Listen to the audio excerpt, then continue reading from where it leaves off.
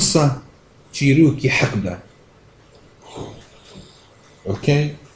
ام كونسبتا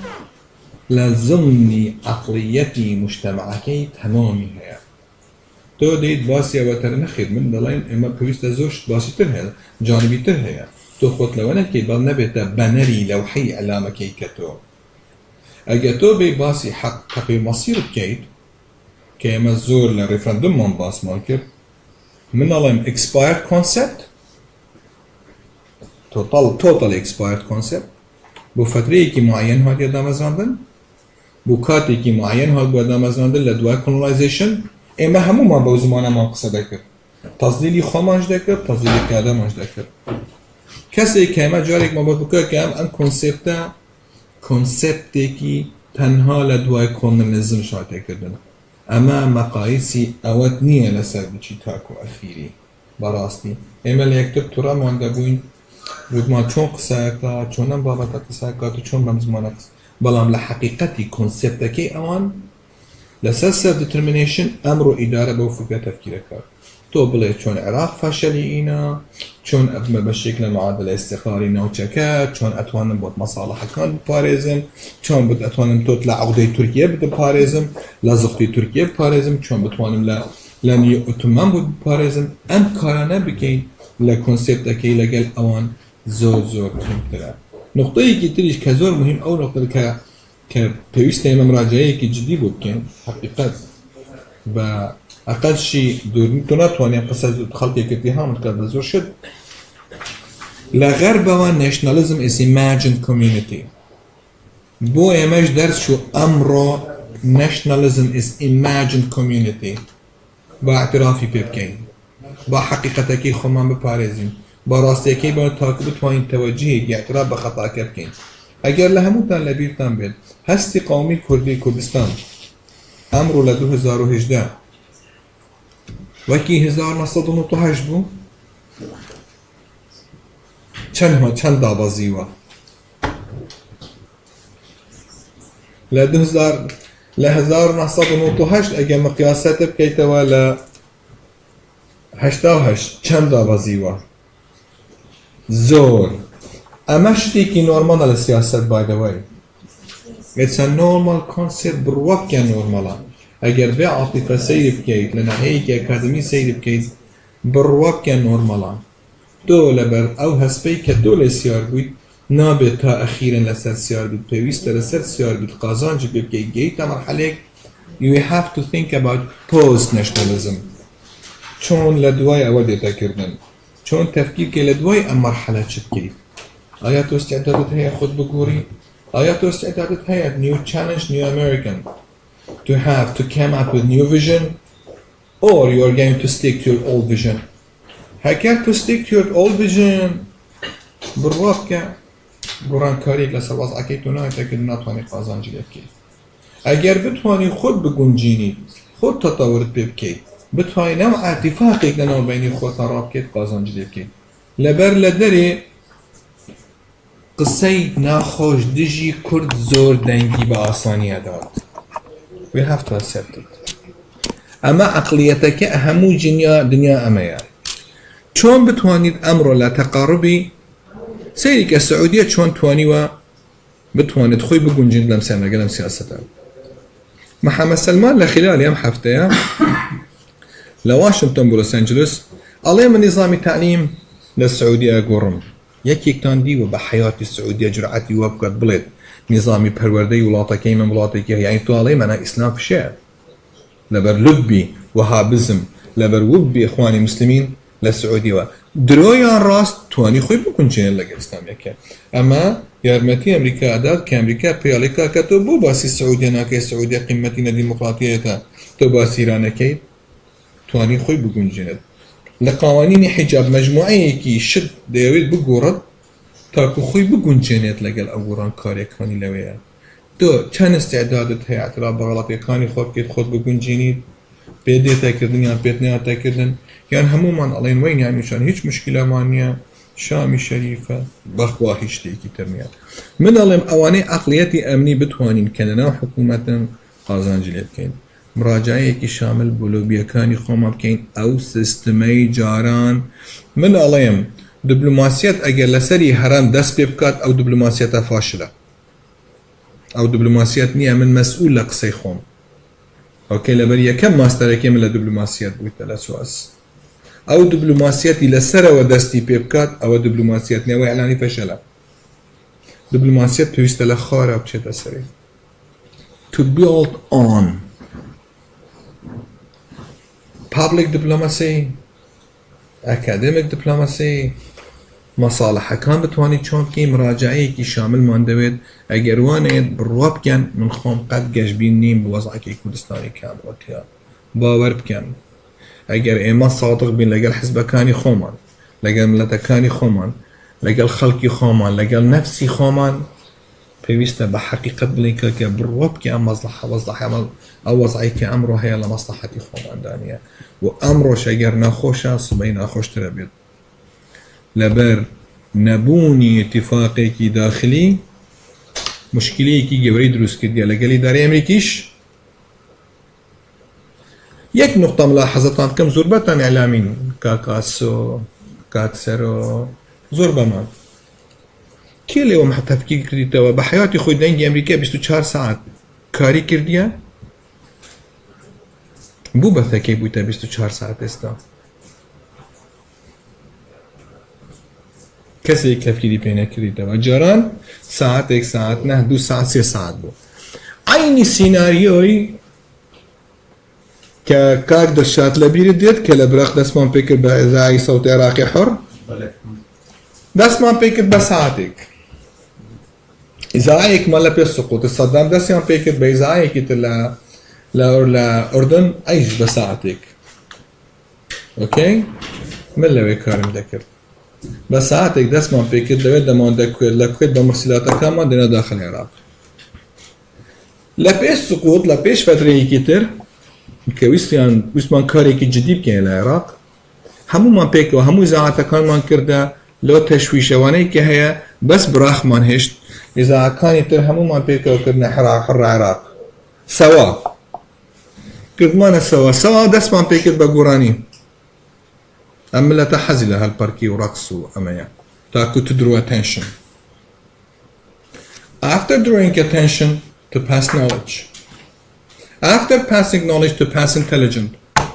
after passing intelligence to underestimate the society okay تۆ چۆن ئەتوانی قازانج لێ بکەی مادەم عەقڵیەتێکی ئەمنی حکومەکات لە وڵاتە چۆن ئەتوانی کار بۆ بکەیت بەڵام ئەگەر لەسەر عەقڵیەتی کۆم بێت من جارێکی تر هەموو شاهد لە قسەکەی خۆمەوە من مەسئول بەرەم بە قسەکەی خۆمەوە وەزعمان خراپترە بێت ئەگەر بەجددی ڕاجعەیەکی کامل نەکەین لەبەر ئەمریکا مەسلحەتی هیچ کەسێک نییە تا ئەخیری بێتە ڕەفیقی ئەو دەوڵەتە ومەش ئەگەر دەوڵەتیش لەو عەقڵیەتە کار نەکات دەوڵەت نییە حتا جیبوتیش بێت تەفکیر نەکەین بێن نەهۆ ئێمە مصلحتمان لەگەڵیتی و ڕەفیقی خۆمانە من ئەڵێم حکم طرف واحدە و مەسئولمش لە قسەی خۆم جارێکی تریش ئەم قسە لە مێشێکی زۆر بەدەوام بە دوور نییە من بەستوبێکی وازحتر بڵێم پێویستە ئێمە مراجعە لە مۆزاع بکەین مراجعەی کاری خۆ بکەین و درێژتر ناکەم زۆر سپاس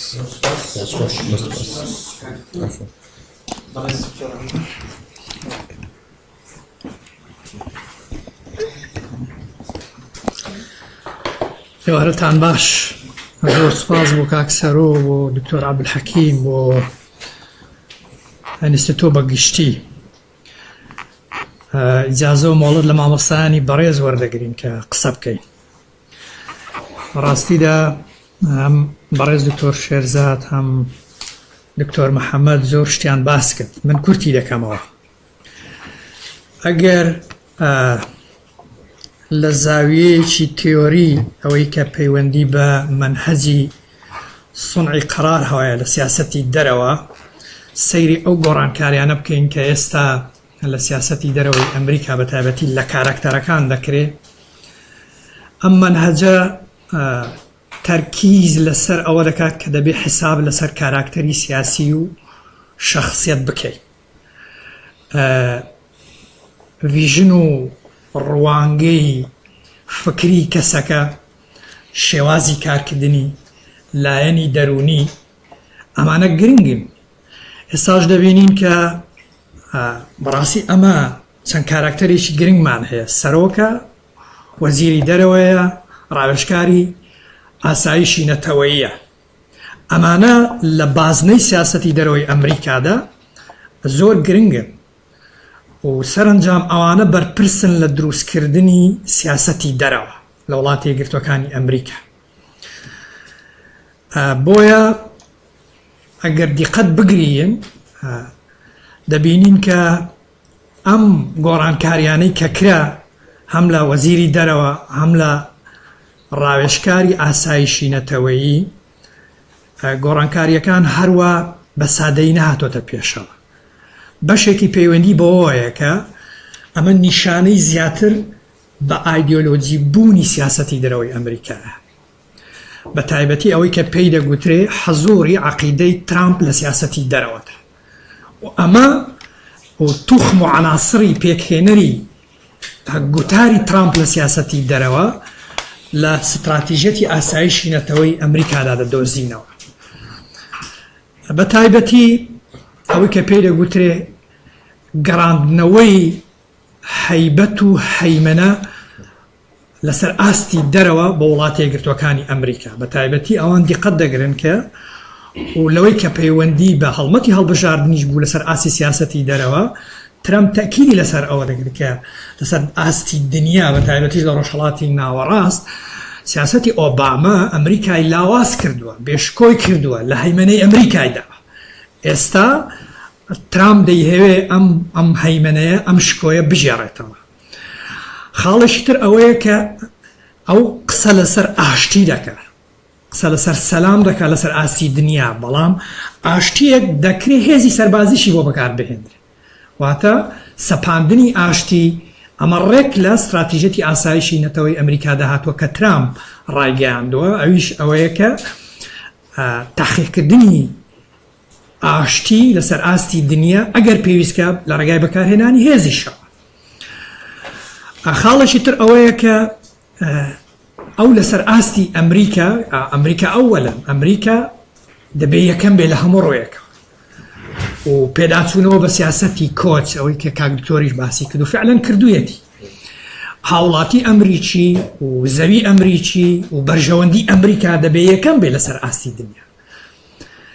و ئەمانە بە شێوەیەکی گشتی لە ڕووی ئەوەی کە پێی دەگوترێ عەقیدەی ترامپ لە سیاسەتی دەرەوە دەبینین کە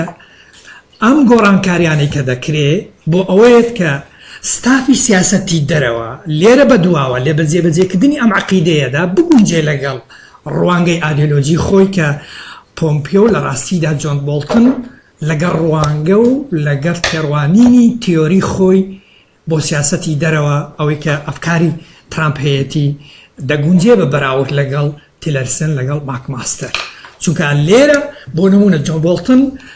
لەسەر ئاسی سیاسەتی دەرەوە پێی وایە ئێستاش ڕوخاندنی ڕژێمی عێراق لە ڕێگای بەکارهێنانی هێزی سەربازیەوە هەڵە نەبوو. ئێستاش پێی وایە پەنابردن بۆ بەکارهێنانی هێزی سەربازی بۆ تەنبێکردنی ئێران پاساوی هەیە. بە هەمان شێوە قسەکردن لەگەڵ کۆریای شیمالی بە زمانی بەکارهێنانی سەکی ئەتۆمی پاساوی هەیە. پێیوا بوو کە ئیشکردن لەگەڵ ئوموی متحیدە کات بە فێڕۆدانە و سەبارەت بە عێراق جۆن بۆڵتن پێیوا بوو کە ئەسڵەن دەبێت دەوڵەتێکی سوننە ئەمە لە ڕابردوودا لە نێوان بەشێک لە سووریا لەگەڵ منتیقەی سونستانی عێراق دروست بکرێ بۆ کوردی شتێک بکرێ و جنوبی عێراقش بکرێ بە دەوڵەت. ئەمە ئەم خوێندنەوەیە ئەم تێڕوانینە بۆ سیاسەتی دەرەوە دەبینین کە جۆرێک گونجانی هەیە لە ڕووی تیۆریەوە کە ئەمە لە لای ماکماستەر نەبوو. بۆ نمونە لەسەر مەسەلەی رووسیا ماکماستەر تێڕوانینێکی تری هەبوو کاتێک کە لە ئەڵمانیا تەسریحیدا سەبارەت بە مەسەلەی دەستێوەردانی رووسیا لە هەڵبژاردنەکان هەرێکسەری و کاکتۆریش باسی کرد ئەوە کە پێی دەڵێن بە سۆشیال میدیا بوونی سیاسەتی دەرەوە کە ئەوەش بەڕاستی هەم ئیجابیات و سلبیاتی خۆی هەیە. ترامپ بۆ خۆی وەڵامی دەداتەوە کەواتە قسە لەسەر کەسایەتی ترامپ پیش گرنگە لە ڕووی نەفسیەوە کە بەڕاستی پێدەچێت کەمتر کەسێکی براگماتی عقلانی بێ زیاتر شتی غەرائز و میزاجی و ئەمانە لەلای ئەو دەور دەبینێ بۆ نمونە بە ئاشکرا باز دەکات دەڵێ ئەسلوبی ماکماستەر لە پێشکردنی تەقریرەکانی منی ئیزعاز دەکرد و تەسەڕوفاتی عدوانی بوو زۆر جار بە شێوەی نسیحەت قسەی بۆ من دەکرد نەمدەتوانی ئیشی لەگەڵ کرد و بە هەمان شێوە لەگەڵ تیلەرسنیش ئەو جۆرە تەحلیل و هین هەیەکەواتە لە ئەسلوبی ئیشکردنیشدا کێشەی هەبووە لەگەڵیان لە حاڵەتێکیشدا کە سیاسەتی دەرەوە کەمتر بە عقلانی و براگماتی دەبێت هەمیشە ئەگەری ڕوودانی مفاجعاتی زیاتر دەبێت تێیدا و هەروەها تا بە ئایدیۆلۆجیبوونی سیاسەتی دەرەوە زیاتر بێ ئەوەی کە کاک دکتۆریش باسی کرد تەمان ئەمریکا بەوە مەشهورە کە موئەسسەسات ڕۆڵ دەبینن لە داڕشتنی سیاسەتی دەرەوە لە گەڵاڵەکردنی لە جێبەجێکردنی لە متابعەکردنی موئەسسەساتی ڕسمی ئەمە سەرۆکە ئەمە کۆنگرێسە ئەمە وەزارەتی دەرەوەی ئەمە پنتاگۆنە مەجلیسی ئەمنی قەومی بەسەریەکەوە هەمویان موئەسسەساتی غەیرە ڕسمیش لۆبیە مەراکزی فکرە و ڕایگشتیە میدیایە هەموو ئەمانە بەسەریەکەوە بەڵام تا ڕادەی بە ئەیدیۆلۆجی بوونی سیاسەتی دەرەوە زیاتر بێ ڕۆڵی موئەسسەسات ناڵێن لا دەچێت بەڵام لاواستر دەبێت و لە چوارچێوەی ئەم گۆڕانکاریانەی کە لە سیاسەتی دەرەوەی ئەمریکا لە پۆستە گەورەکاندا دەکرێت ئەگەری ئەوەی کە پێی دەگوترێ بەعسکەربوونی یان بە سەربازی بوونی زیاتری سیاسەتی دەرەوەی ئەمریکا یەکێک لە ئۆگەرانە دەبێت کە حسابی بۆ بکەین بۆ نمونە داتاکان چیمان پێ دەڵێ لە سەردەمی ترامپەوە تا ئێستا بودجەی سەربازی لە سەردەمی ترامپ لە سەتادە زیادی کردووە و بەتەمایە بۆ 2019 هێشتا زیاتری بکە لە 612 ملیارەوە بۆ 686 ملیار زیاتر لە 6 ملیار بودجەی سەربازی زیاد کردووە لە بەرامبەردا بودجەی وەزارەتی دەرەوەی کەم کردێتەوە بە ڕێژەی لە ستاسی 39 ملیار است خاڵشتر ئەوەیە هەر لە چوارچێوەی بودجەدا 25900 وەزیفەی عسکەری زیاد کردووە و لە بەرامبەردا وەزیفەی ئەوەی کە پێی دەگوترێ ڕۆڵی وەزارەتی دەرەوە یان پۆستەکانی وەزارەتی دەرەوە بەو شێوەیە نییە کەواتە دەیهەیە ڕۆڵی وەزارەتی یان پنتاگۆن لە سیاسەتی دەرەوەدا زیاد بکرێت ئەم پارەیە بەشێکی تەرخان کردووە بۆ پرۆژەی گەورە لە بواری فڕۆکەی سەربازی لە بواری بیناسازی سەربازی لە بواری پەرەپێدانی ئەسلیحەی استراتیژی خاڵشی تر ئەوەیە کە زۆر سووت لە ئەم سیاسیانە وەردەگرێت کە باگراوندی سەربازیان هەبووە خودی ترامپ بۆ خۆی دەرچووی ئەکادیمیای سەربازی نیویۆرک بە هەمان شێوە پۆمپیۆش بە پلەی یەکەم دەرچووی ئەکادیمیای سەربازی ئەوەی کە ئێستا بۆتە سەرۆکی CIA ئەم ژنە بە هەمان شێوە باگراوندێکی ئەمنی و سەربازی هەیە بۆیە تیمی سیاسەتی دەرەوەی هی ترامپ خەریکە بەشی زۆریان ئەوانن کە بە عەقڵیەتی سەربازی و ئەمنی بیر دەکەنەوە ئەوەی کە پێی دەگوترێ بڕوایان بە ئیشکردنی تعەدودیەت نییە لەسەر ئاسی سیاسەتی دەرەوە لەگەڵ ناتۆ و لەگەڵ ئەوروپا و لەگەڵ وڵاتانی تر بێن کارکەن و لە چوارچێوەی ئومم متحیدەدا بەڵکو ئەوەی کە پێی دەگوترێ سیاسەتی ئینفرادی ئەگەری ئەوە هەیە کە ئەم شێوەی ئیشکردنە لە سیاسەتی دەرەوەی ئەمریکا بێتە پێشەوە هەرچەند پێشبینیکردن بە شێوەیەکی ورد و دەقیقەوە زەحمەتە ڕاستە بۆڵتن بۆ خۆی مەسەلەن زیاتر قانونی خوێندووە و بەڵامەکو باسم کرد جۆرێک لە بیرکردنەوەی هەیە کە لەگەڵ لە چوارچێوەی ئەوەی کە دەگوترێ گوتاری ئەمنی و سەربازی بۆ سیاسەتی دەرەوە یەک دەگرێتەوە لەگەڵ ئەم گۆڕانکاریانە تا ئەوەی کە پەیوەندی بە ڕۆژهەڵاتی ناوەڕاست و پەیوەندی بەهینە قسە لەسەر زۆر ئەگەر دەکرێت یەکێکیان لەوانە ئەوەیە کە احتیمالی زۆرە ئەمریکا پێداچوونەوە بە مووقیفی خۆی لە ڕێکەوتنامەی ئەتۆمی ئێران بکە ئەمە زۆر نزیکە جا بەوەی کە ئیلغای کاتەوە یان بەوەی کە مەسەلەن گۆڕانی تێدا بکرێت. ئێستا ئەوان داوای ڕێککەوتنەیەکی تەواوکاری دەکەن بۆ ئەوەی ئەو کەم و کوڕیانەی کە ترامپ و ستافەکەی پێیان وایە لە ڕێککەوتنامەی ئەتۆمیدا هەبوو پڕ بکرێنەوە. خاڵێکی تر ئەوەیە کە ئەگەری ئەوە هەیە لێرە بەدواوە ئەمریکا بەجددیتر کار بۆ ئەوە بکە کە عێراق لە ژێر دەستی پێگە و نفوزی ئێران دەربهێنێ ئەوەی پێ دەگوترێ بیخاتەوە باوەشی نیشتیمانی عەرەبیەوە. و ئەگەر ئاگاشتان لێبێ مەسەلەن حیزبولاهە سیاسە شیعەکان لە عێراق ئێستا قسە لەسەر ئەمە دەکەن و لە ئێران مەسەلەن خوێندنەوەی جیاواز و هەڵوێستی جیاواز و نیگەرانی جددی هەیە لەسەر ئاستی نیشتیمانی عەرەبی لەسەر ئاستی دنیا زۆر قسە لەسەر ئەو ئەگەرانە دەکرێت. خاڵێکی تر ئەوەیە کە ئەگەری تێکگیرانی ڕووسیا لەگەڵ ئەمریکا بە تایبەتی لە ڕۆژهەڵاتی ناوەڕاست بە تەحدیدیش لە سووریا ئەگەرێکە کە لە داهاتوودا ڕەنگە زیاتر بێتە دی. احتیمالی ئەوەی کە لەگەڵ کۆریای شیمالی بە جۆرێک لە ڕێکەوتن بگەن بە مەبەستی ئەوەی کە وەکو تەکتیکێک لە استراتیزیەتی ئەحتیواکردنیان بۆ خۆتەرخانکردنی بۆ کۆمەڵێک پرسی گەورە لەسەر ئاسی ڕۆژهەڵاتی ناوەڕاست یان بە دەربڕینێکی تر پێدەچێ ڕۆژهەڵاتی ناوەڕاست بە شێوەیەکی تر بگەڕێتە ناو استراتیزیەتی ئاسایشی نەتەوە سیاسەتی دەرەوەی ئەمریکا کە جیاوازی هەبووی لەگەڵ ساڵێک پێش ئێستا و لەگەڵ سەردەمی ئۆباماشە چونکە ئۆباما سەرنجام پشتی کرد لە ڕۆژهەڵاتی ناوەڕاست لە بەرامبەردا تەرکیزی زیاتر لەسەر جنوبی شەرقی ئاسیا و علاقاتی ئەتڵەسی و ئەم جیۆپۆلیتیک و وێنە گەورەکەی سیاست بوو بۆیە دەیانەوێت جارێشتر بگەڕێنەوە و ئەوەی کە زۆر گرنگە پەیوەندی بە عێراق و بە هەرێمی کوردستانەوە هەبێ ئەو احتیمال و ئەگەر و پێشوەچوونانن کە لە سیاسەتی دەرەوەی ئەمریکا لە سەردەمی ئەم ستافە تازەدا کە پێدەچێ بیهەوێ تیمی سیاسەتی دەرەوەی ئەوە کە پێی دەگوترێ بە تەواوی بە هەڵۆکان بکە یان بە هەڵۆی بکە هەموو ئەوانەی کە باسم کرد کە جیاواز بوون لەگەڵ تیلەرسن یان مۆدیلێک لە کارکردن لە سیاسەتی دەرەوە کە بۆ خۆی ترامپ کێشەی هەبوو لەگەڵیان لەوێوە پەیوەندی بەوە دەبێت کە سیاسەتی دەرەوەی ئەمریکا لە داهاتوودا بەرامبەر بە ئێران بە شێوەیەکی گشتی چونکە لە هەندێک شتدا سیاسەتی دەرەوەی ئەمریکا لە ئێستا و لە داهاتووشدا ڕەنگە لەگەڵ ئێران زۆر مەشاکلی نەبوو بەس ئێستا خوێندنەوەیەکی ئەوتۆ هەیە لەلایەن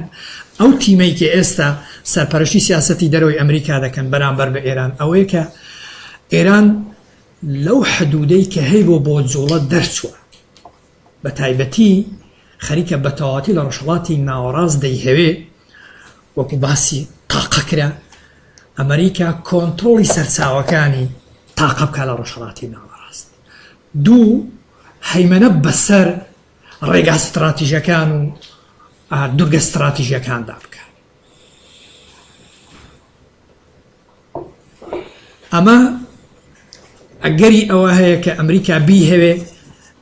کاکتۆر شێرزاد باسی لە سیاسەتی دەرەوە باسی ئامرازی کرد باسی وەسیلەی کرد پێشبینی ئەوە دەکرێت بۆ تەعامل لەگەڵ ئێران تیمی سیاسەتی دەرەوەی ئەمریکا لێرە بەدواوە تەنها لە ڕوانگەی دیبلۆماسی و سیاسەتی هاوپەیمانی مامەڵە لەگەڵ مەلەفی نەوەوی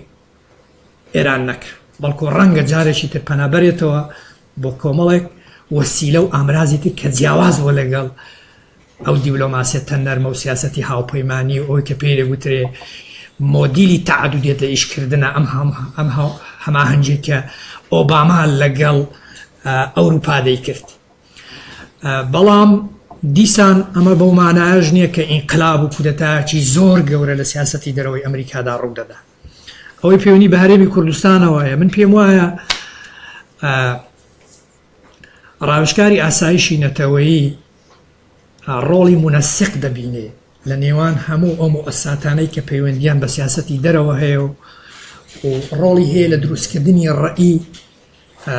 بۆ سەرۆک بەڵام شەرت نییە بیر و بۆچوونی ئەو بە تەواوەتی ببێتە یان ئەو پێشنیارانەی کە ئەو دەیکە بە تەواوەتی سەرۆک اختیاری ئەوان بکە بەڵام ڕۆڵی گرنگی شوازی دەکە و ئەوەی کە من متابعەم کردبێ بۆڵتن بۆ خۆشی دەڵێ بەشێک لەو شتانەی وتومە ئەمە لە ڕابردوودا بووە لە ڕابردوودا وتومە شەرت نییە ئەو خوێندنەوانەی من ئەو ڕێیانەی من لە ڕابردوودا یعنی گوتومە نووسیمە لە داهاتوودا یان لە ناو هەموو ئەسسەی سیاسەتی دەرەوە و وەکو ڕاوێژکاری ئاسایشی نەتەوەی ئەوانە لە بواری کردەوەدا جێبەجێ بکات بەداخەوەش تاوەڕادەی پەیوەندی بە ئێمەوە هەیە هەمیشە ئەوانە قسە دەکەن کە دەڵێ وەزیری دەرەوەی پێشووی ئەمریکا یان سەفیری دەرەوەی فلان وڵات ئەمەی گوت بەداخەوە کە لە حاڵەتێدا کە لە پۆستەکانیانن ئەم ڕەوی بیر و بۆچوونە و مۆقیفانیان دەگۆڕێن چکە لەوێوە جهتی تر هەیە کە حکوم دەکات لە داڕشتنی بەرژەوەندی و تهدیدکردنی بەرژەوەندی یان بە شێوەیەکی گشتی بەرژەوەندی گشتی وڵاتەکە گەورەترە لە خوێندنەوەی ئەو لە بیر و بۆچوونی ئەو بەڵام دیسانیش بێکاریگەری نییە بۆ نمونە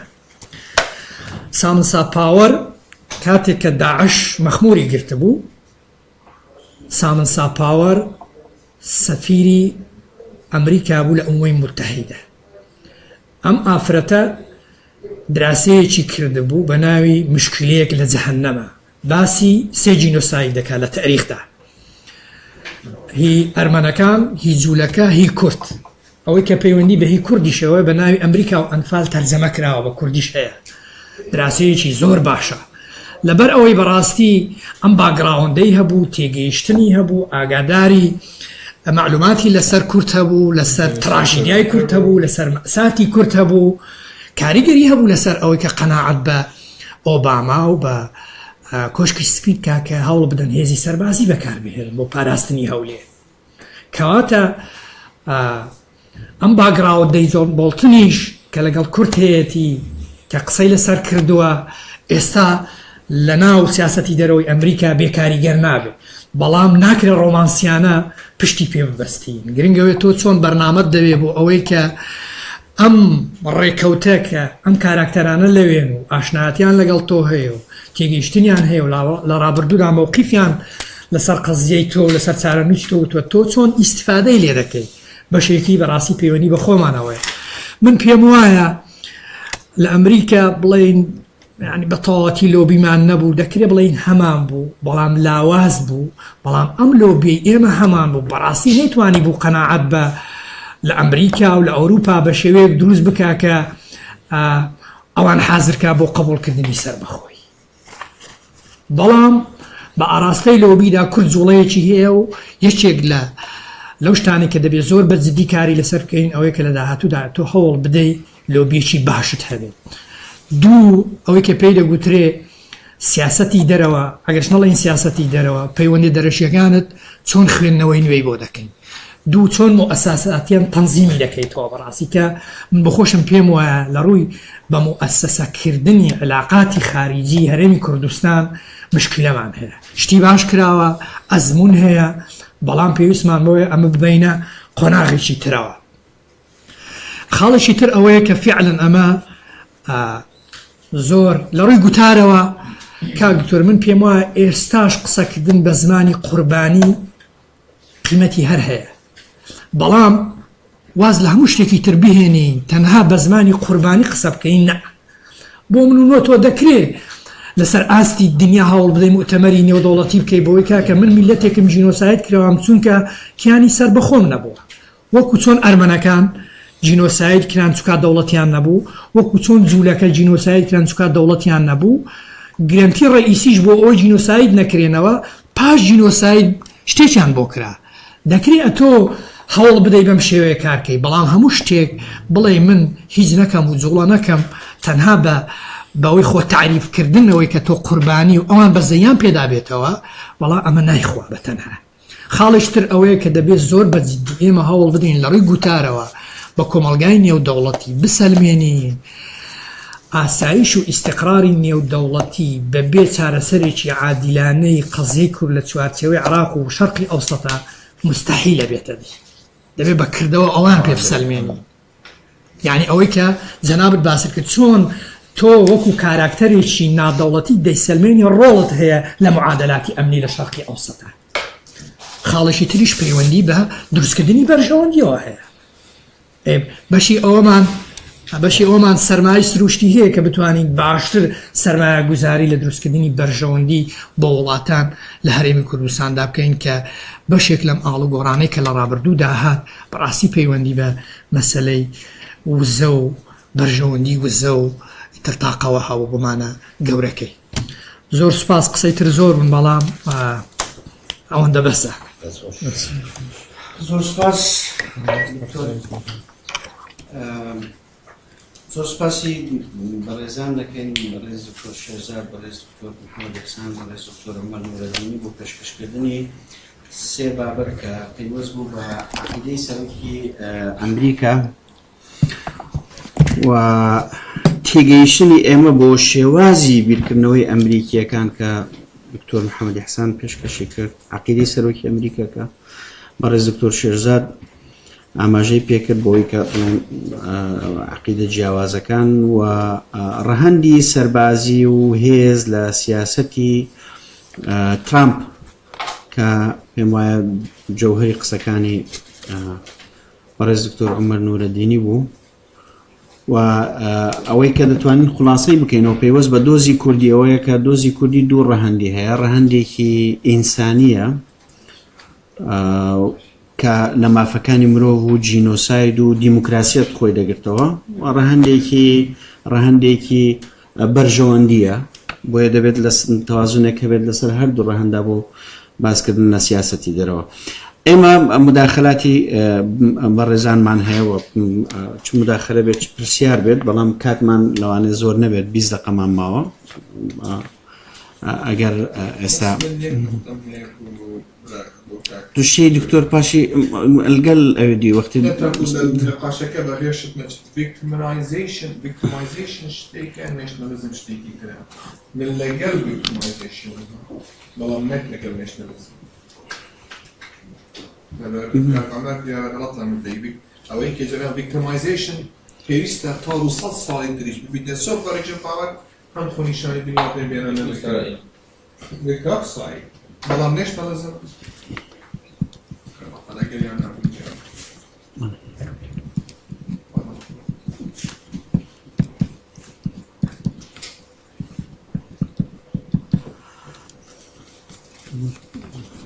دكتور مراد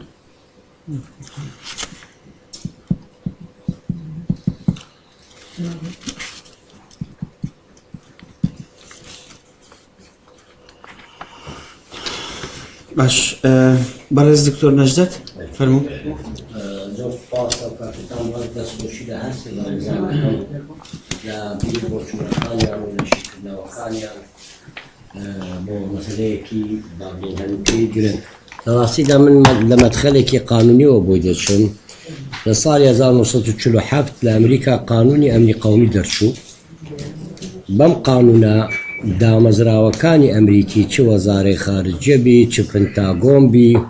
چ وەزارەی خەزانە بیت ئەمانە هەموو خرێ ئەنە ژێڕکێفی مەجلسێک پێی دەڵێن مەجلسی ئەمنی قەومی کە بە سەرۆکایەتی ڕئیسی ئەمریکیە وا وەزیری دیفاع و ڕئیسی ئەرکان و ئەو وەزیفەی مستەشاری ئەمنی قەومی وەزیفەیەکی استیشاری تەنسیقی بوو وەکە دکتۆر عومەر ئاماژەی پێدا بەس دوایە لە شکستەکانی ئەمریکا لە حربی ڤێتنام ئەوانە زۆر ئەوە کە کەوتە سەر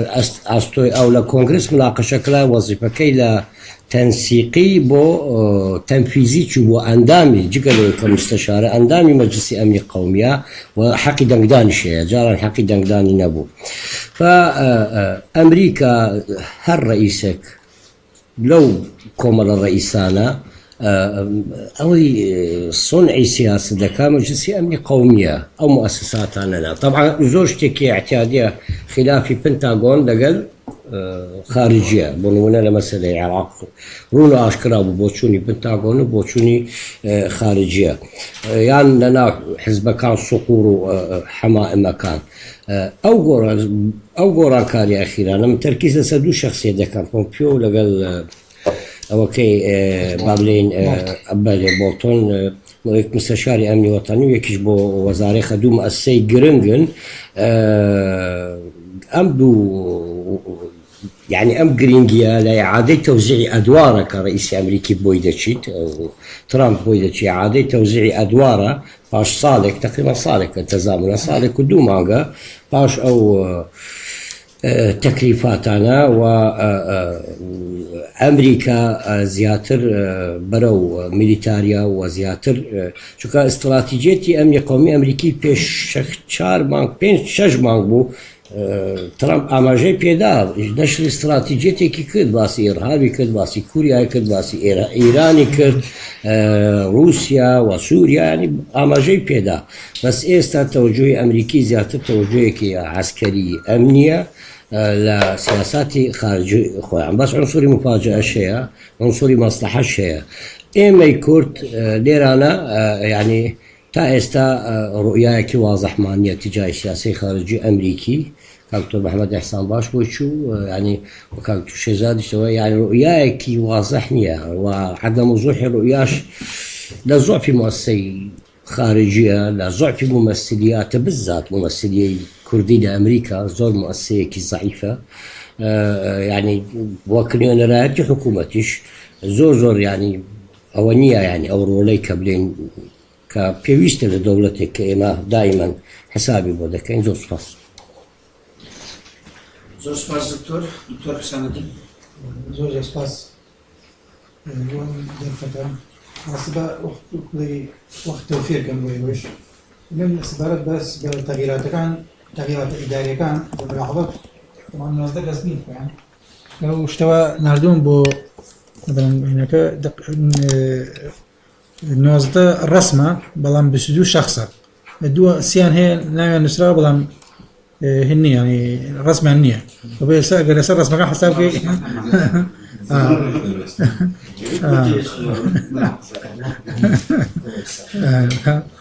يك طبعا تصنيف يعني بكي مثلا تغييرات كان لكيا ملاحظة كي تركيز كلا ولا سر سي تقريبا سي حقل أو شوار حقل أمني قومي ومستشاركاني CIA وزير خارجية أما شا بينج كسن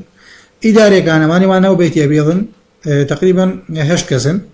FBI أوش يكا اتصالات سي كسا مستشاري إعلامي سي وزاري الصحة يكا مستشاري اقتصاديش يكا يعني الأخيرة تركيزي عملياتي تغييرك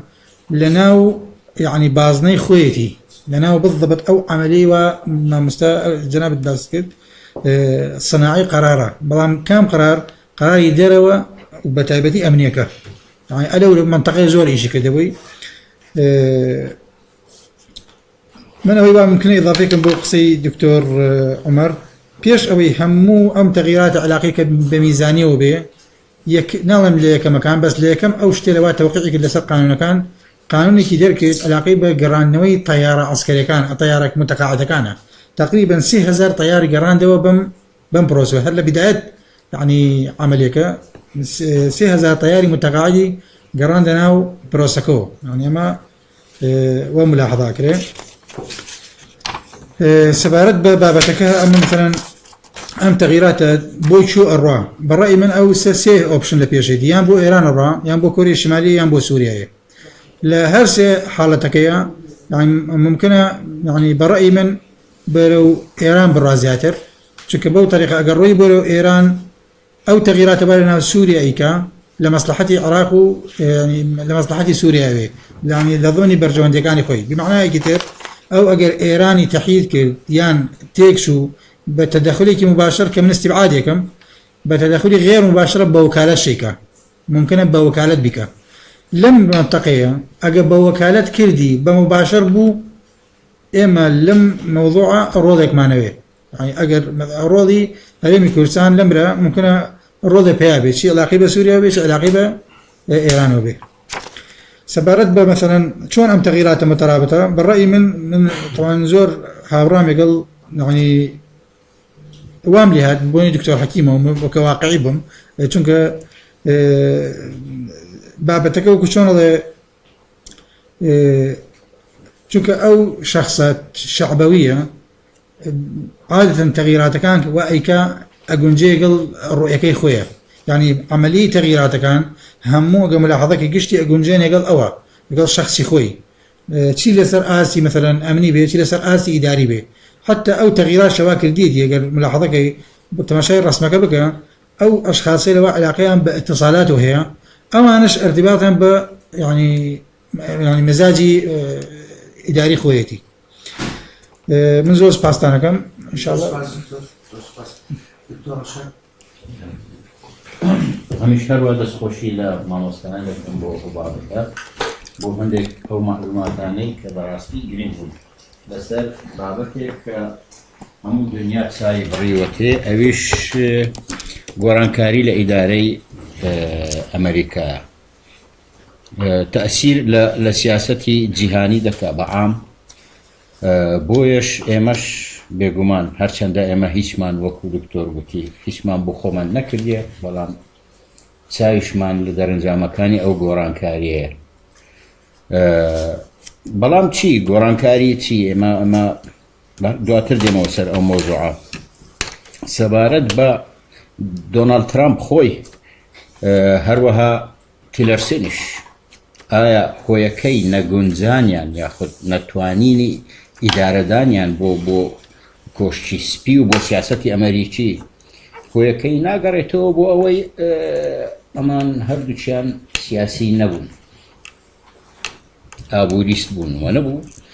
سیاسەت و ئابووری لێک نزیکن بەڵام یەکیش نین وانە اینجا ئابووری با بڵێین ئابووریەک ئابووری ناسێک سیاست بکە ڕەنگە ئەگەر دوو ئابووریستیش پێکەوە سیاسەتکە ڕەنگە تێک نەکاتەوە لە زۆر شتا تێک ناکاتەوە بە تایبەتیش سیفەتێکی تیلرسن هەیە کە فعلەن ئیسباتی کرد کە ئابووریستە زیاتر لەوەی سیاسی بێت چونکە بە ترس و بە دڵە ڕاوچێ و بە نەرمی و بە نهێنی و بە نازانم چی کاری دەکرد هەرچی دۆناڵد ترامپ بە ئەو هەر ڕق و هەردەداتە بەرێ اینجا مۆزوعێکی تر کە دەڵێمەوەش ئاخر گۆڕانکاری نابێت لە دۆناڵد ترامپ ئەو دووەش هەردەگۆڕی چونکە تەبیعەتی کابراوایە لە ئەمریکا ڕاستە مؤسساتە بەڵام آخر کەسایەتی بە تایبەتی کەسایەتێکی وەکو دۆناڵد ترامپیش دەوری گەورە دەبینی هەتا ئێستا بینیوێتی سەبارەت بە مۆزوعێکی زۆر گرنگ بەڵام بەلای منەوە زۆر گرنگە وەکو لەلایەنی تیۆریەوە ئەم قسەشم لەسەر هەبووە لەسەر ناسیۆنالیزم بەڕاستی ڕاستە قسەکە جوان بوو دکتۆر مەسەلەی ئێمە ناسیۆنالیستین بەبێ ناسیۆنالیزم تا ئێستا وابووین و تا ئێستاشی لەگەڵدا بێ چونکە ناسیۆنالیزم نەبوو بە مەدرسەیەک یعلەقل نەبوو بە ئایدیۆلۆژیایەک خەڵک تەعبیئە بکە بۆ قەزیە نەتەوەیەکە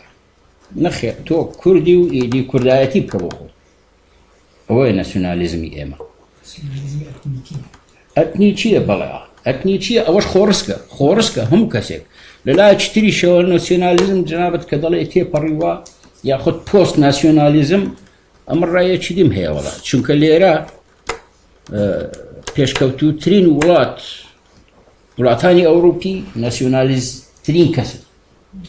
ئەڵمانێک بگرە فەڕەنسێک بگرە ئینگلیزێک بگرە وانە ناسیۆنالیستن بەڕاستی بەڵام شۆڤینیزم نین ئاخر فەرق هەیە ناسیۆنالیزم و شۆڤینیزم دووشتی جیاوازن تۆ ناسیۆنالیزم ئاگات لێ نەبێ دەبێتە شۆڤینیزم دەچی بەڵام ئەگەر تۆ عیلمیانە ناسیۆنالیزم بکەی ئەوە ڕێ لێ دەگری و ئیتر ئیجابیاتی هەیە بەڕای من سەبارەت بە سیاسەتی ئەمریکا بەرامبەر بە ئێران و تورکیاش بەرامبەر بە کورد لەو ئیدارە نوێیە من گەشتبین نیم چونکە ئەمریکا ئەوەی لەسەری بۆ تا ئێستا کردوێتی کوردی پاراستووە بەبێ ئەوەی ئەمە هیچ بکەین بەبێ ئەوەی ئەمە هیچ بێن تا ئێستا پاراستوێتی هەر لەو شەڕەی ئەخیری لێرە ڕێگەیدا بە تارەی F16 ئیش بکە ئەوە ئیتر تیاچوو وانە بۆیە بۆ کوردی کردووە ئەگەر زیاترت دەوێ فەرموو بۆ خۆت چاپکە و خۆت بگۆڕە وانە قسەی دیش زۆرن ئەمن سوپاس باش زۆر سوپاسان دەکەم بۆ سوپاسی ئەملای بکەین بۆ چوونانە بەڕاستی بۆمان دەرکەوت یعنی برادەران بەو خاڵە ئاماژەیاندا کە باکگراوند بۆ دکتۆر حسان باسی کرد باکگراوندی چی سەرۆکشە مهمە ئایا ئەمنی بێدایم بەحسێکی ئەمنی دەجوولێتەوە یەکو پۆتین مەسەلەن و ئەگەر بازرگانیش بێ یەکو با بڵێن ترامپ بەر لەوەی بێتە حکوم وابزانم هەر باسی دنیای بە پارە دەبینی و بە ڕەقەم و بە دۆڵار دەیوت کە من بێم و هەموو پارەکان دەگەڕێنمەوە زۆر جاش باسی کردووە لێ ئێمە پارەی زۆرمان سەرف کردووە لە عێراق لەوێ ئەبێ و پارانە هەمووی بگەڕێنەوە و حتا ئەو ڕۆژ گاڵتەشێک کرد بە سعودیەکان تەمە بەر لەوەی وت ئەگەر ئێمە نەبیانم سعودیانە چی بوون و بە عێراقش تەبعاً لەلای گاڵتی زۆر کردووە و ئەو ڕۆژ کە بینیتان دانیشتو بوو لەگەر محەممەد سەلمان دەیوت ئەمانەما پێتان فرۆشتووە بەس وازانم بە هەرزان فرۆشتومانە پێتان پارەی زیاترتان لێسین تەبعاً سعودی پێویستی بە ئەمریکا هەیە بۆ مەسەلەی ئێران با بێنە سەر مۆزوعەکەی و خۆمان ئێمە کورد کە چی بکەین ئەبینن ئێمە دایمەن هەموو تەوەقعاتەکانمە لەسەر یەک نقطەیە دوژمنایەتی ئەمریکا با بڵێن یان ئیسرائیل و ئێران لەسەر ئەوە هەموو شتێ بیناکەین ئەلێن ئەوە وەزعەکە خراپ دەبێتە شار ئێران دەڕۆخێ عێراق زەعیفە بێ باشە ئێرانەکان زۆر زیرەکەن یعنی بۆ باس ئەوە دەکەن ئێران دائیمەن بگاتە ئەو خاڵی کە دەڕۆخێ زۆر ئامادەیە لەگەر ئیسرائیل اتفاقشکە لە بنەوە باش ئەو لەو حاڵتە هەموو معادلەکان ناگۆڕێن هەموو معادلەکان دەگۆڕێ بێ ئەو جانبە ئێمە دراسەکەین جانبەکەی دیکەش دراسەکەین ئێمە چین چونکە ئێمە لاوازی بەڕاستی و یەکو ترامپ وەختی وتە ئەلێ یوزری کورد بەکاریان بێنە کورد بەکار بێنە لەم سەراعاتانەی لە مەنتیقەکە بەس برادەرانی ئێمە لەگەر محەممەد حسان ئێمە زۆر مبالەغە دەکەین تەفسیرمان کردوتی ئەوە باسی کوردی کردووە و کوردی ئەوە یوزری کورد بەکاری بێنە ئەمێنێتەوە زۆرتان باسی لوبیتان گەر بەڕاستی کورد لوبی نەبووە ئێمە هەموو لە دەرەوەش دەژین ئەو لوبی زۆر هیچ نەبووە ئەوەی دروستمانش کردو نوێرەکانتان لە دەرەوە هین حکوومەت هەمووی بازرگانیان کردو خەریکی مەساڵحی تیجاری بوونە کوا لوبی بینیمان 5 کۆنگرسمان لە دەرەوەی هینە ڕاوەستا بوون لە پارکێ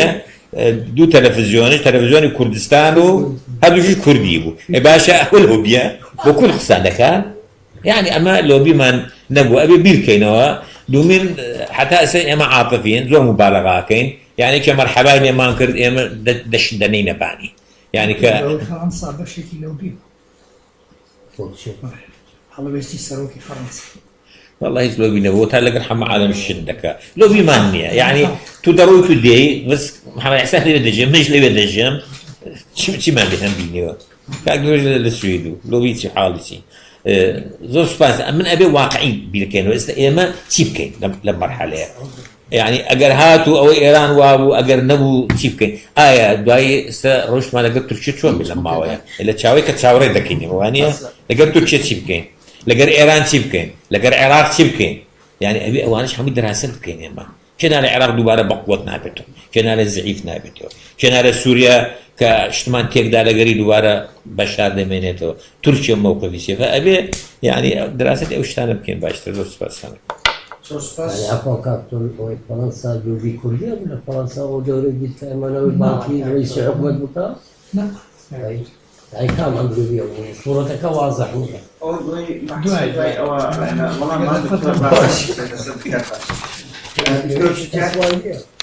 زۆر سپاس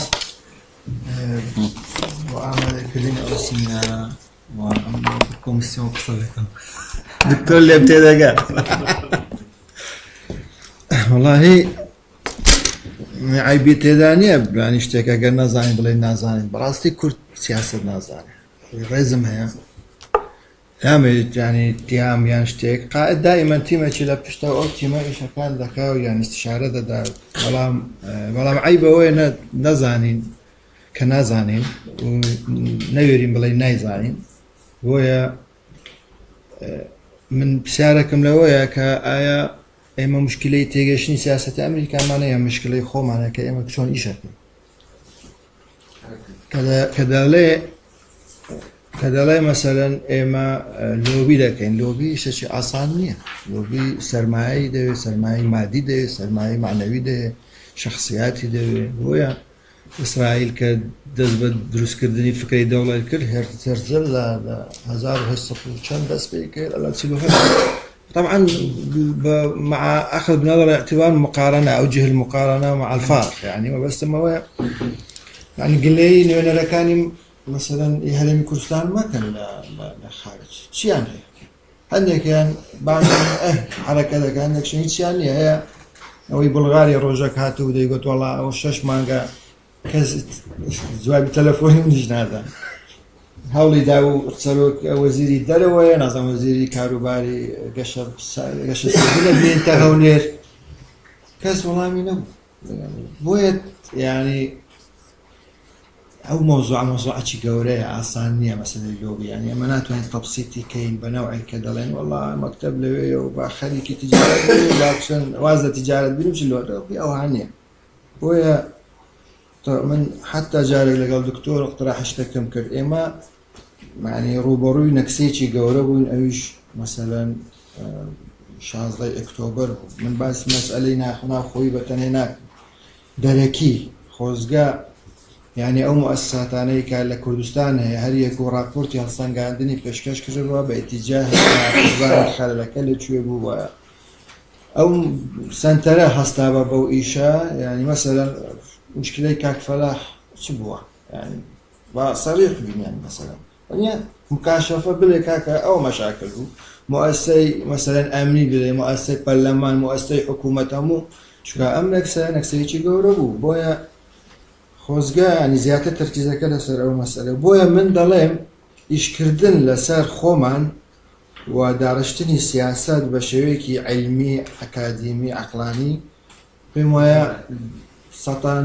نهتي لسياسة الدولة تدقن فكا كساني شارزا وخاون بوانا وشارزا بتايبت اوان دور خرابا ل وركتني استشارات اما خوي لخوي مشكلة شي قوري يعني بتناقشتن لو اهميتي او كسايتي يعني او رولي استشارة وعلم السياسة خوي لخوي اشكاليتك لا ايما بويا اگر ايما او هبر دوامين بخوي ترامب ديو اويدي ديو اوباما رويشتو همو جار امار السمينار مان كده مبدأ وعقيدة ترامب تشيو دوايا بيش او مبدأ وعقيدة اوباما تشيو بيش او فلان وفلان بلام نقشي بويا تصور دا كم اما بيستا دان بدين كوا سياسة تشيو وهول بدين بأكاديمي بكين سياسته وهولش وكل ندين يعني بردوام بين لو روانجاي دتوانم بلا مواش بشي زوري كشكان شهر سردك وتعيبت او علاقي بسياسة الدولية سياسة امريكا ودولة اوروبا زور سباس زور سباس او شتانه مش زودي برادران بس يعني كل بلان اما كباس تأثيرات كينه امريكا بس ايرو او عدم اما هذا بيتشاور يمكن زين تأثيرات الشيء لبري متوازن نين لقوان بوئي حساباتك بدين أرب من هاتكم وانكر أو واكو شتيكي وان أدوكم عم بقول جاني لقو سياسة التعزى هم سياسة التعزى يتفهم لسياسة كلاسيكية كان نية وكو بلين شويكي تعزى أمجا لقل أما أمجا شون خم عم بقول جاني تو تا نزانی ویژنی او چیه تو نزانی خود چون بگون جنی لگله امجا اما لرگای لوبیه لرگای شتیکی که اتفاقات امانه کباسیش تأثیراتی اکین اما ابویا پیش اوی باسی اوی تأثیراتی لسر کرد کین لسر ترکیه و ایران چونه که اوی لهردو کن لنو موضوع کن امجا بپی او تأثیراتانی اوان امجا تأثیر لمناکا او كبيت الشيويك شتيك بكا اتفاقك لقل تركيا بكو امجا بشتي مني تاشي اذن هذا امانة يعني هذا ئەبێ دراستێک بکرێت لەسەر تەسیزەکانی ئەمان لەسەر تورکیا لەسەر ئێرانە لەسەر سووریایە کە ئەوەی بڵێن دژمنانی دەوروبەرمانن بەڵام هەر ئەوەیە ئەبێ بیر لەوە بکەینەوە ئێمە تا ئەوسا وەکو جەنابتانی شەموتان باستان کرد ئاعتراف بکەین بەو غەڵەتە کە کراوە تا ئیستا ئێمە لە سیاسەتمان نەزانیوە دکتۆر شێرزاد لە بەدایەتەوە وتی تۆ ناتوانیتەنە بە کارەکانی ترامپ بکەیت ڕاستە تۆ کەی ناتوانیتەنە بۆ بکەیت کە دەردی ئەڵێ معلوماتت کەمە لەسەر مۆزوعەکە ئەبێ معلوماتمان زیاد بکرێت بەسەر مۆزوعەکە ئەوسا ئەتوانین تەنە بۆ بکەین ئایا ئێمە هەوڵمان داوە معلوماتی خۆمان زیاد بکەین تۆ یەکێک لە شتانە دەردی ئەڵێ کە ناتوانیتە بۆ بکەین معلوماتی کافیت نییە معلوماتە وات لە یەکاتەنە بۆ ئەەکەی تۆ بەدی بێت اینجا هەر ئەوەیە یعنی ئێمە ئیعادەت نەزەرێک لە سیاسەتی خۆمان ئەبێ بکرێت بە شێوەی ئەوەیە تۆ ڤژنی ئەو چۆنە چۆن خۆت ئەگونجێنی لەگەڵ ئەوە ڤژنی ئێران چۆنە من ئەبێ خۆم بگونجێنم لەگەڵ ڤژنی ئێرانیش و هی تۆرکیا ئەوانە ئەمجا چۆن تەوازنێکی تیا دروست بێ زۆر سپاس زۆر سپاس بەڕێز دکتۆر سەردار زۆر سپاس کاک دکتۆر دەستخۆشی بەڕێزێتی بەڕێز سەردار وەڵا من لەو شتانی کار کردم مایکەکەم بۆ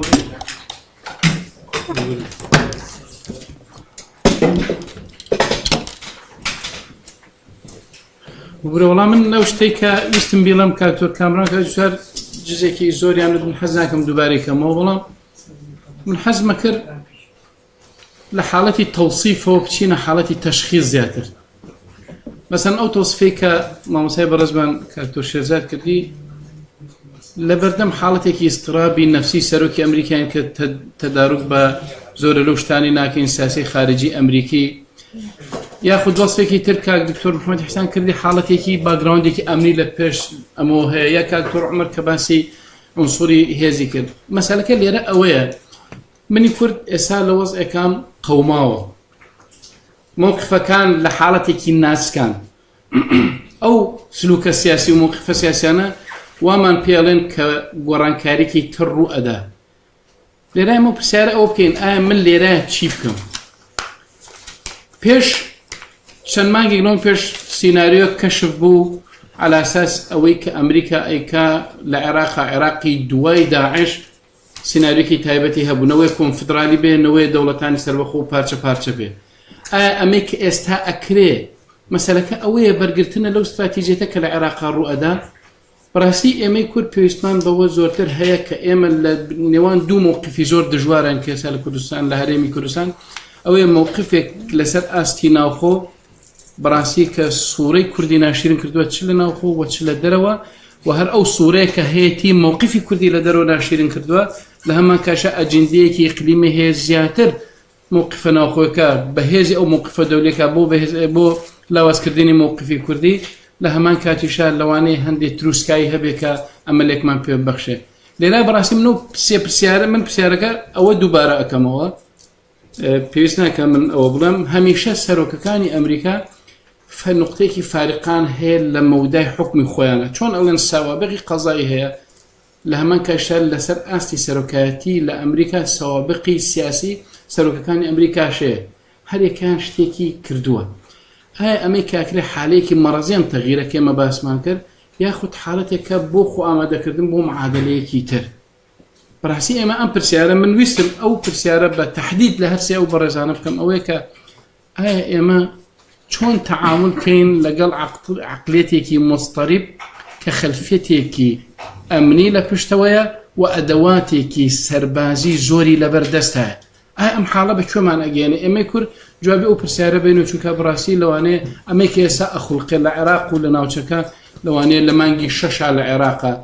شتێکی تر ڕووبە ئەمانە مسەکینن تا انتخاباتی عێراقی بەلایەکە ئەکەوێ کە انتخاباتەکە کرا بە نوعێک بوو هەندێک معادلاتی سیاسی ترێتە پێشەوە کە بەڕاستی ئەگەر بێت و تەشخیصی بۆ نەکرێت کارەکان ئاسان نێوە قورسترە بن سپاسانە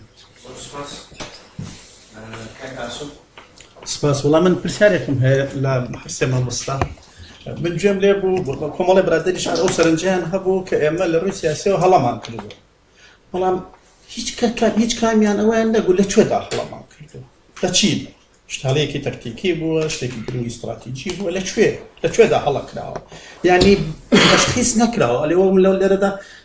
قصي مصطفى زوزور جرين دكتور بويا لا تشدا خلا ما كردو تابو او جاري تكتيك لا عين دا خلا نكرتن يعني على زوزور من نازم من لوتي انا جيشتم لما ما نكردو طيب ارجع من نازل من الروسيا سي باس من باس اشتكاني دي كان دكتور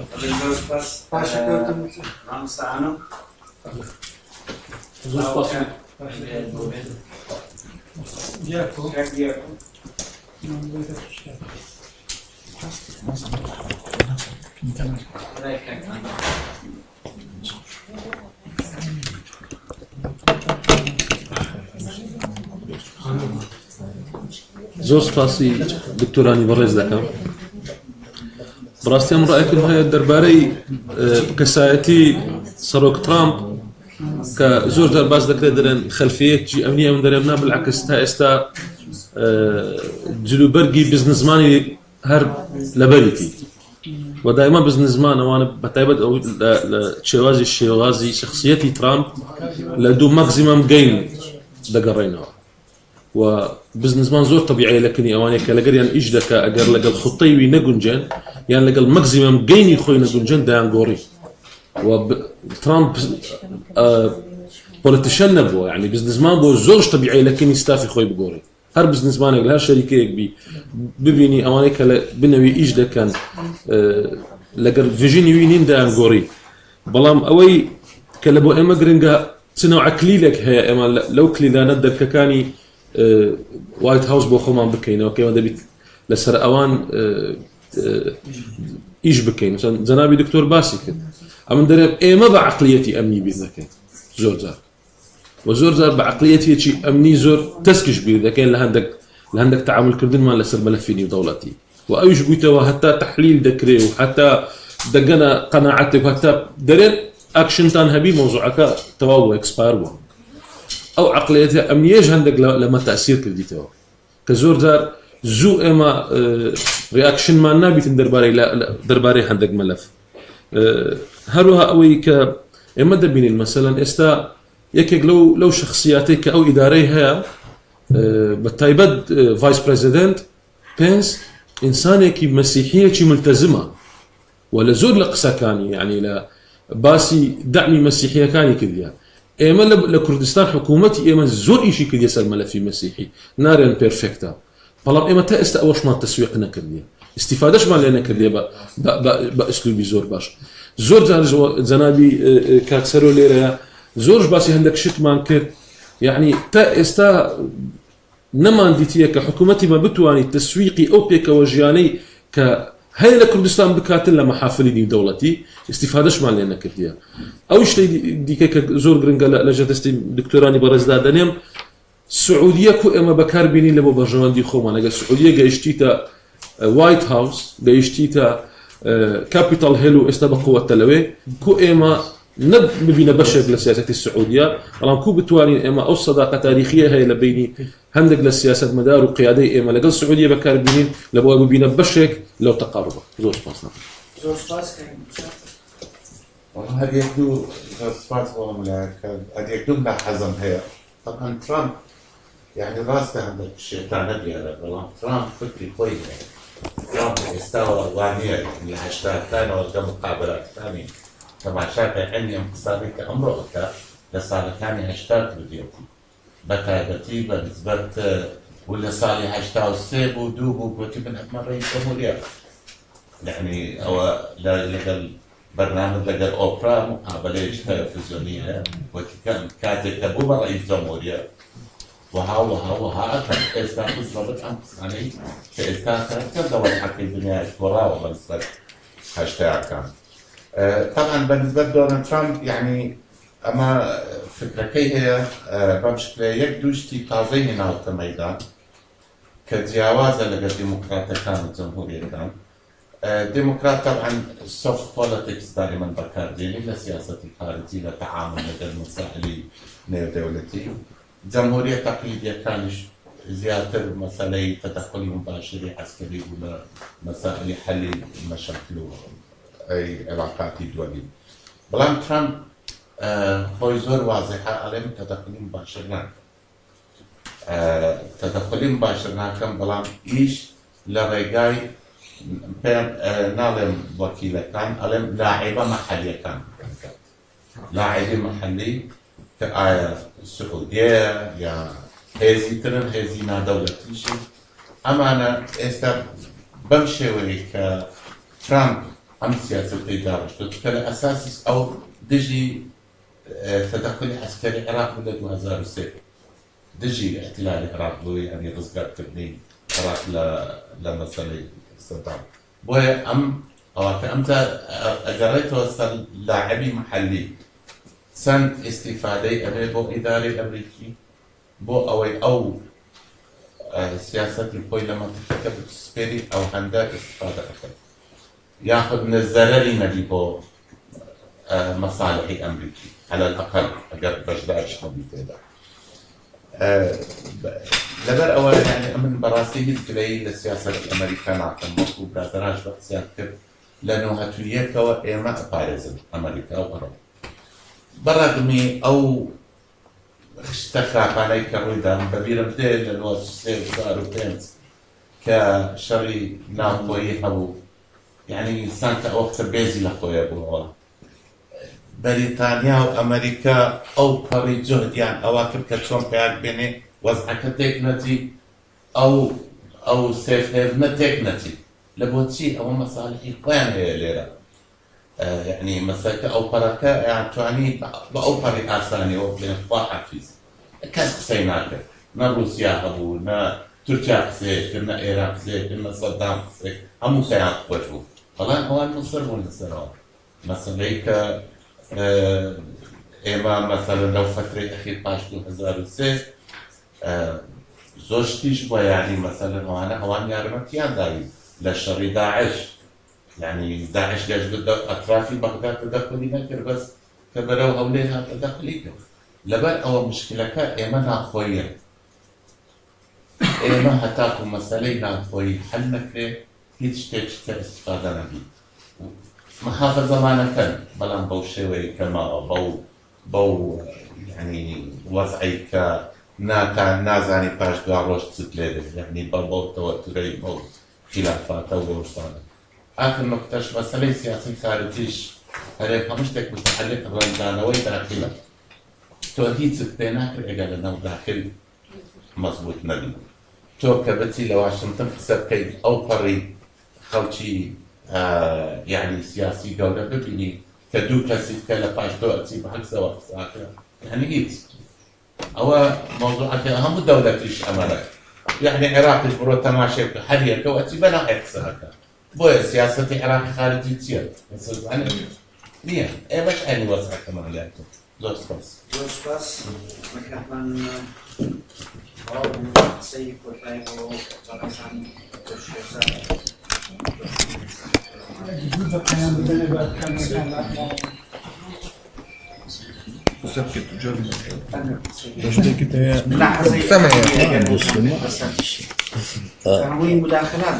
زور سپاس دەکەم ملاحظە بەس بندەمێ وێنەکەەوە تەماشا بکەم منطقەی ڕۆژهەڵاتی ناوەڕاز ئیزدحامێکی زۆر هەیە تێیدایە هێزەکان زۆر لە منطقە لە هیچ شوێنێک ئەو ئیزدحامە نییە دەولەتەکان هەموو پڕ لێرە ئەوجا دەولە یە نەن ئستیت فاکتە هەموو پڕن لێرە و مشکلەکانش زۆر يعني بقوتن حلەکانشی ئاسان بنینە فلو تصور لازم تماشي وضعك يبكي آية أما قران كاريك لا وورد سيستم ين تعديل الوورد سيستم ين منافسة شنوية لا هيزكاني نيو دولتي يعني لا سيستمي one state one great state بتا bilateral روسيا ويو اس اي يندب تمالتي يعني لازم لو روان اما او وضعي تيربي ف مشاريع زورة للشرق الأوسط، مشاريع افترازي زور، مشروع أمريكا، مشروع روسيا، مشروع إيراني هي. أما لو وضعيت صندوق يعني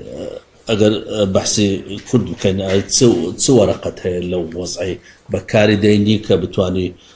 يعني بارز قاري لخودك بحث السعودية كرا السعودية لها زار نوصل سلوتسارو روزفلت والملك عبد العزيز دانشتن لباخر أبو اتفاقيا كرت وتأستر صار المفروض هذا الاتفاق لحد الآن. فأما أو قوة نينا لقر ترامب دانش لقر بي أو قوة شمالية وحقيقة تشتيش للشرق الأوسط كاكتور قلتي سطح حفتة طاقة مصادر طاقة اللي رباسته بس لمصادر الطاقة سطح شسمين سطح حفتة لدى الشيعية لمناطق الشيعية فالدبيع هو بين بيش تساعد كتحليل ذكي وإما تحليل ما قلت أما وصف ما نكرت أما شخصك وصفي ناقر المواضيع تحليل ذكي وتحليل شيء بدي قد كين بمنهجيتش ف كواتا لو وضعي لازم بزاني أتولي شيء أو مشاكل أنا شرينا وخو نظام موحدين لرأي بوتسون منطقوني أو نحن لازم رتصاو بكري نونيرا كان لازم حل بكريت أو نونيرانا أو علاقات خارجية قيوندي لازم العلاج بكري من تناغم نونيري حكومة دي هرين بتصير شلاق وشق لشخصك بدات أو نونيرني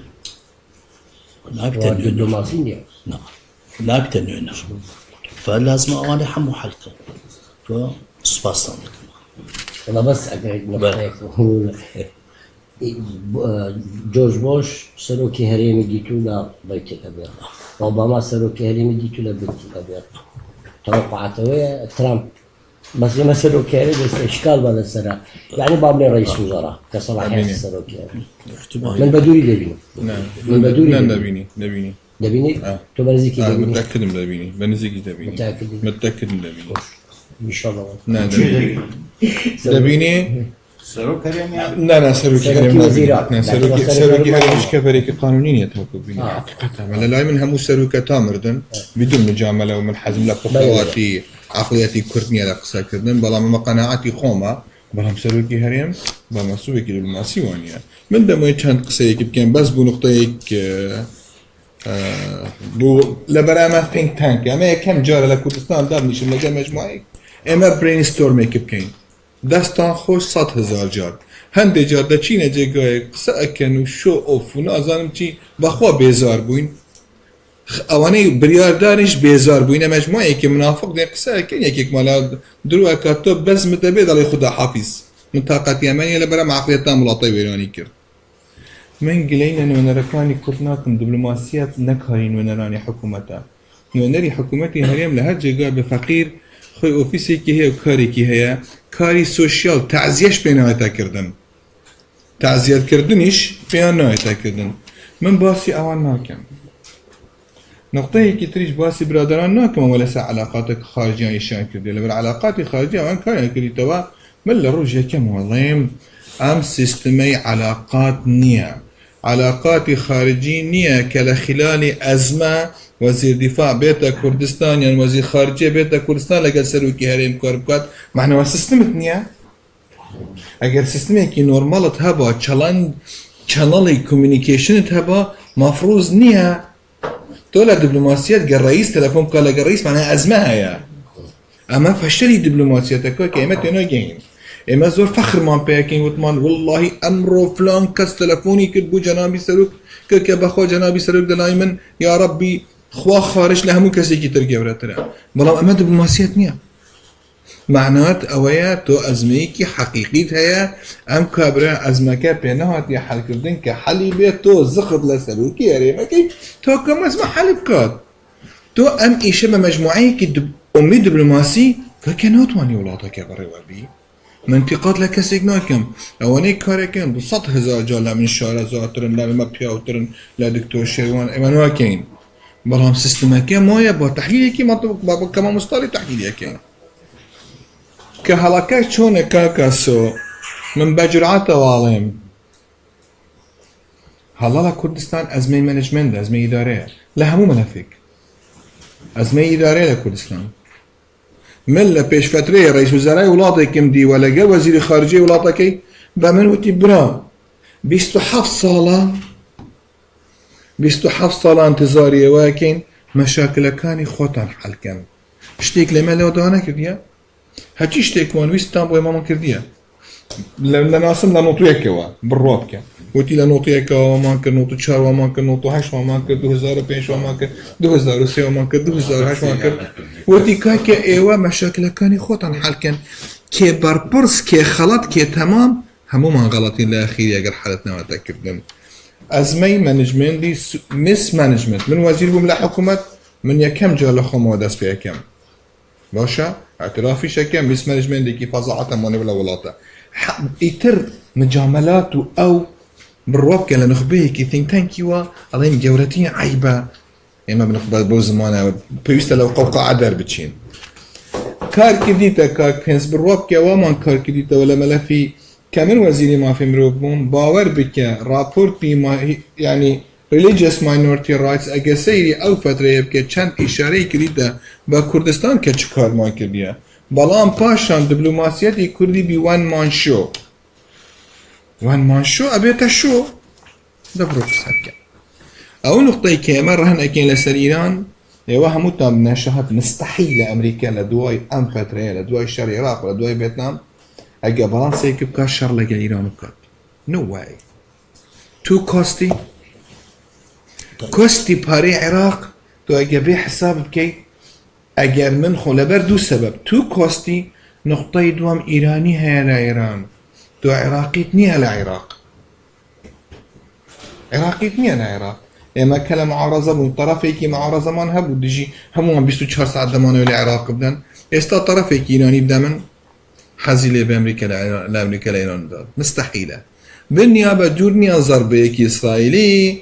دوور نییە تەوەترێکی تر ئەمە بێتەکردن ئێمە کورد قەت با لەسەر ئەو بالی بکە محاولە ناکەین بێنەنووسن ئەمە لە خەیاڵ ئێمەش دوورە بەڵام چه هەڵامان کردیە سوء ئیدارەمان کردیە و ئەگەر هەڵەکانماش حەساب بکەین لەسەر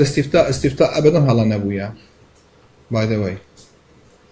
ئەبەدەن هەڵا نەبوویە ئەم سیناریۆیی کە ئەمڕۆ جێبەجێ بوویە کەمپێنی استیفتا دوور نییە غەڵەت بوو کاکە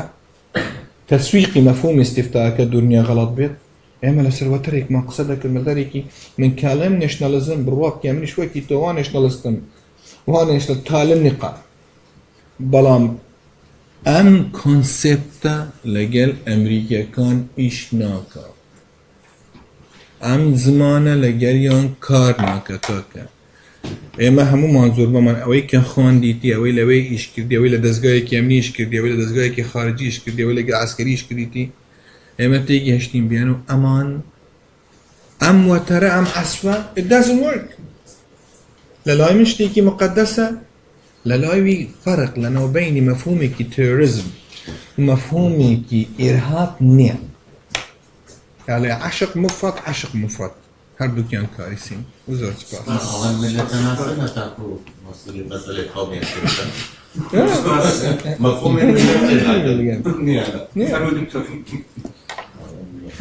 زۆر سپاس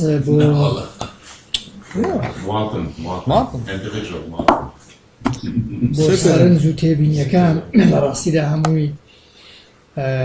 دەوڵەمەندکردنی بابەتەکە بوو قەزەی کوردی تەمان ئێمە دەبێت خۆمان بخوێنینەوە ئیتر هەرێمێکین چەترێکی سیاسیمانەیە ئێمە دەوڵەت نین کە باسی سیاسەتی دەرەوەی دەوڵەت بکەین باسی دیبلۆماسیەتی دەوڵەت بکەین باسی لۆبی دەوڵەت بکەین بۆیە ئەم خۆ خوێندنەوەی زۆر گرنگە بەڵام لەوەی کە ئێستا هەمانە بە تایبەتی لە دوای کۆتایی هاتنی جەنگی ساردەوە تا ئێستا بەشێکی بەوەیە کە ئەم دەستکەوتانە لە سەرینی تەغییراتی نێودەوڵەتی وا هاتوون کە بەشێکی پەیوەندی بە سیاسەتی دەرەوەی ئەمریکاوە بەڕاستی ینی هەمووتان باستان کرد لە ساڵی سەرەن ساڵی 92 کە کوڕ خەریکی هەڵبژاردن بۆ عێراق هەوڵەدا لەگەڵ وەزارەتی دەرەوەی ئەمریکا مساوامە بکات بۆ ئەوەی پشتیوانی لە هەڵبژاردن نەکەن لە هەرێمی کوردستان ئەمریکا دەڵێ نەک دەمانەوێت هەڵژارن لە هەولێر بکرێت دەمانەوێت مستەقبل هەمان شێوە لە بەغداد بکرێت و دواتر بڕۆ بۆ هەموو مەحەتاتی تر بەڕێز باستان کرد بە ئەم جاریشەوە بەم خەتەرەی کە لە 16 ئۆکتۆبەریشەوە دروست بوو ئەوەی ئێمە هێشتەوە بەڕێزان نە هەلومەرجی ئیقلیمی بوو نە هەلومەرجی زیاتی بەڕاستی هەلومەرجی نێودەوڵەتی بوو بۆیە من لەوێ کە باسی لۆبی دەکەم بەمانای نا من تێدەگەم لۆبی کە دەوڵەتێک دەیکا و لەسەر ئەساسی بەرژەوەندیە و ئیتر ڕووی ئابووری هەیە ڕووی کللتوری هەیە ڕووی سیاسی هەیە ڕووی دیبلۆماسی هەیە ڕووی میدیایی هەیە عمقی شعبی هەیە هەموو ئەوانە دەزانم بەڵام سەرنجام بەمانای ئەوەی کە دروستکردنی ڕەئیەک لە لای مجتەمەعی دەولی لە ئەوروپا و لە ئەمریکا بەوەی ئێمە بمێنینەوە ئەمجار کەسانێک هەبوون جوڵان دەوڵەتانێک هەبوون جوڵان بۆ ئەوەی ئەوە دروستکەن بمانهێڵەوە هەمووتان باش دەزانن سیناریۆکە ئەوە بوو سوپای عێراق تا حاجیوە مەران بڕوە من لە خۆم دەپرسم ئەوە چی بوو سەرۆکی ئەمریکا وای کرد لەگەڵ ترامپ باسی ئەوە بکە کە دەبێ باسی هەرێمی کوردستان بکە باسی مشکلی نێوان هەولێر و بەغدا بکە ئەمە هەبوو خۆتان دەیبینن کەواتە من باسی هێزێک دەکەم کە ڕۆڵی جێرا ڕەئی دروست کرد لەوەی کە ئەم جارە ئێمە بمێنین بۆیە کە دەبێت زۆر ئیش لەسەر ئەوە بکەین لە ئەنجامی متەغیراتی نێودەوڵەتیەوە هاتووین سیاسەتی دەرەوەی ئەمریکاوە وەزعێکی بۆ ئێمە دروست کردووە لەمانەوەشماندا بە هەمان شێوەی مستەقبەلیشمان پەیوەندی بۆەوە هەیە بۆیە دەبێت زۆر حسابی لەسەر بکەین و فعلا مشکلەی زۆر گەورەمان هەیە لە ناوخۆمە یعنی ئەوەی کە تۆریش باسی کرد یعنی چییە وا لە تۆ دەکا حکوومەتی هەرێمت هەیە لە بەرامبەر بەغدادە تۆ بەسەریدا باز بدەی بچی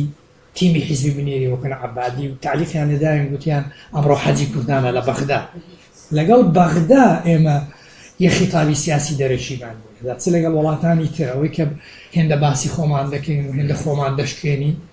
و سەرنجام منیش پێم وایە لەوەی کە ئێمە ئایا نەتەوەین بەمانە سیاسەکەی بەڕاستی پرسیاری جدی هەیە ڕاستە تۆ نەتەوەی بەمانە کۆمەڵە توخم و ڕەگەزی زمانە و لایەن ئەتنیکی بەڵام میلەتێک نەتەوە بێ بەمانە سیاسەکەی دەبێت استراتیژی هاوبەشی هەبێت دەبێت خطابی سیاسی هاوبەشی هەبێت دەبێت خەونی هاوبەشی هەبێت دەبێت ڕوئای هاوبەشی هەبێت جا ئەو وەڵامم دایەوە ئەوەی کە کاک ئاسۆ گوتی ئەوە زیاتر ئەو پرسیاری کرد مەسەلەی هەڵەکان لەکوێدان بەڕاستی هەڵەکان کە دەڵێن لەناو خۆماندان بۆ کۆی گشتیدا مەسەلەکان حکوومەت نییە مەسەلەکە لە حکوومەت گەورەترە بەڕاستی یعنی ئەوە چییە ئەوە لە تۆ دەکا لە مەسەلەن تۆ لە ئەزمەی کەرکووکدا نەهێزی پێشمەرگەت یەکگرتوو بێ نە خیتابی سیاسی یەکگرتوو بێ نە خیتابی میدیایی یەکگرتوو بێ ئەوە چییە لە تۆ دەکا ئەمە نەتەوەی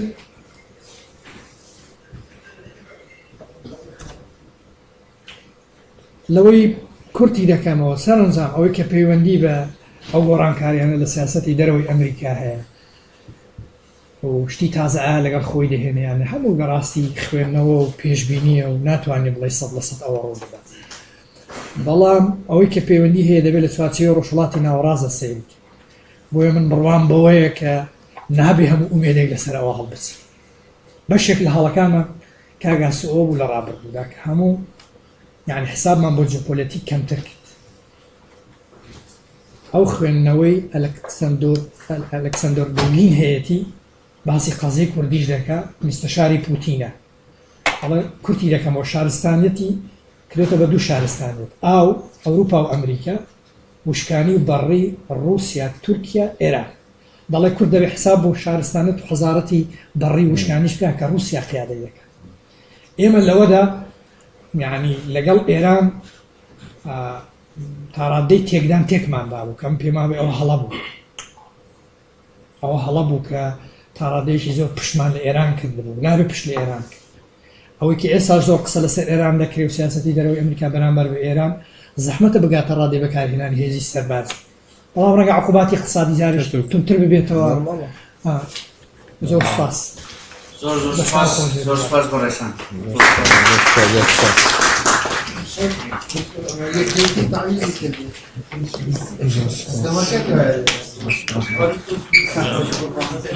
زۆر سپاس.